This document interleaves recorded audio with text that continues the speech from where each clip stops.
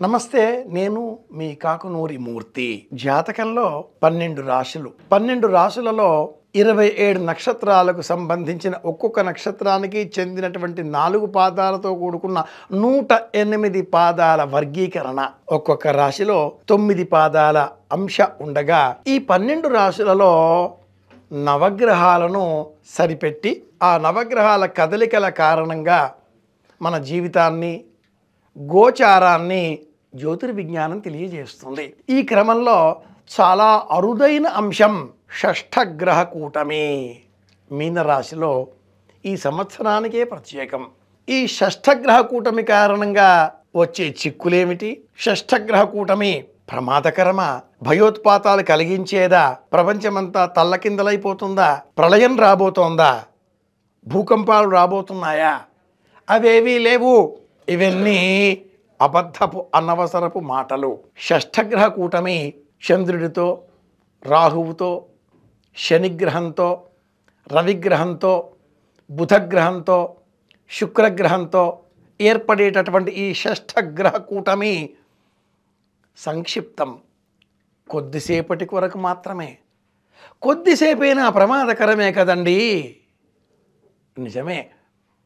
ఆ కొద్దిసేపు మనం దైవధ్యానం చేస్తే, ఆ రోజు అనవసరపు ప్రయాణాలు మానివేస్తే, కొద్ది సమయంలోనే చంద్రుడు మేషంలోనికో, కొద్ది రోజులలోనే శని కుంభంలోనికో, 2-3 రోజులలోనే చంద్రుడు బుధుడు మేషంలోనికో అందరూ వెళ్ళిపోతారు. ఒక్క రోజులో వచ్చే ప్రమాదం భయోత్పాతాన్ని కలిగించేదిగా ఉండకూడదు. ప్రశాంతంగా ఓహో ఇది అని తెలుసుకొని మనం ఏం చెయ్యాలి? అందరి మంచి కోరే విధంగా భగవద్ధ్యానం చెయ్యాలి. నవగ్రహ స్తోత్రం ఉగాది నాడు పంచాంగ శ్రవణం చేసిన అనంతరం ఇంటిల్లిపాది సమష్టిగా నవగ్రహ శ్లోకాలను 9 సార్లు చదువుకుందాం. మనోబలం పెంచుకుందాం. అందరి క్షేమాన్ని కోరే విధంగా సంకల్పం చేద్దాం. 29తో ప్రారంభమైనటువంటి ఈ షష్ఠగ్రహ కూటమి ఆలోచన ఉగాది ఆదివారం 30వ తేదీ మధ్యాహ్నానికి పరిసమాప్తమవుతుంది. ఈ మధ్య సమయంలో అనవసరపు ప్రయాణాలు, అనవసరపు వాదనలు కట్టిపెడదాం.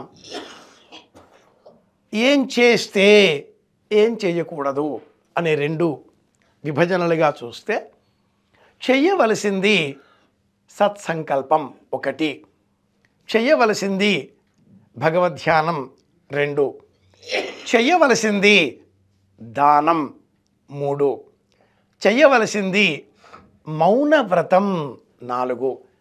ఎంత తక్కువగా మాట్లాడితే అంత మంచిది.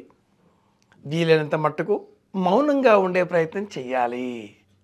అనవసరపు వాదనలు చేయకూడదు. ఇక చెయ్యకూడనివి వాగ్వాదం, అర్థ సంబంధం, ఇవి మర్చిపోవాలి. ఎవరితో కూడా వాదించకూడదు. ఇది మొదటిది. రెండవది అప్పులు ఇవ్వకూడదు. ఇది చాలా గుర్తు పెట్టుకోవాల్సిన అంశం. మూడవది అనవసరపు ప్రయాణాలు చేయకూడదు.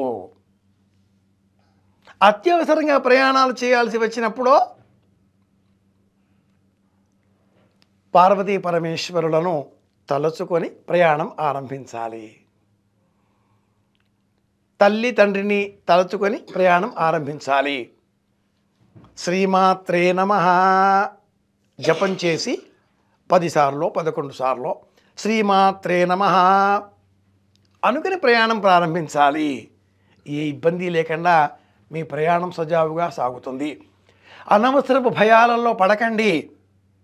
షష్ఠగ్రహ కూటమి అనేటటువంటి భయాందోళనలు పెంచుకొని అనవసరపు ఆలోచనలతో మన ఆరోగ్యాన్ని మనమే పాడు చేసుకుంటున్నాం. 2 గ్రహాలు యుగ్మము, చంద్రుడు కుజుడు చంద్రమంగళ సంయోగం.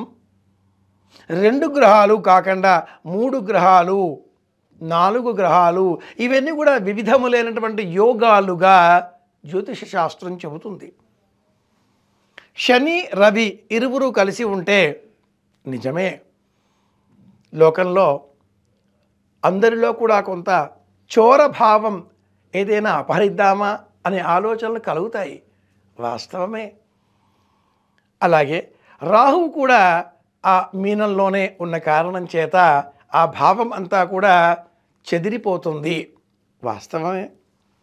వర్షలగ్నం జగల్లగ్నం అనే రెండింటిలో ఒకటి కన్యా లగ్నం కాగా రెండవది మీనలగ్నం. ఇది జగత్తుకు సంబంధించిన అంశం కనుక ఇందులో మనవంతు దాకా అన్నప్పుడు అల్పమైన ఫలం. అనవసరపు ఆందోళనలు భయాలు వద్దు. దైవధ్యానం చేద్దాం, అందరి క్షేమాన్ని కోరుదాం, దానం చేద్దాం, మనోబలం పెంచుకుందాం. ఇవి మనం చేయవలసిన షష్ఠగ్రహ కూటమి నివారణ చర్యలు.